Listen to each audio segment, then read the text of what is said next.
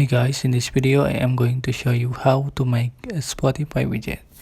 So here I'm using iOS.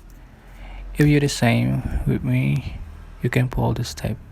Just tap and hold on the screen, and you can find the add icon in the top right corner. Just tap on it, and then just going to search Spotify.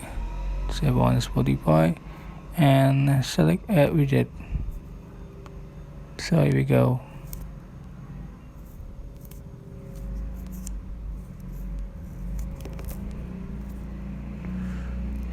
Can remove the widget and add again.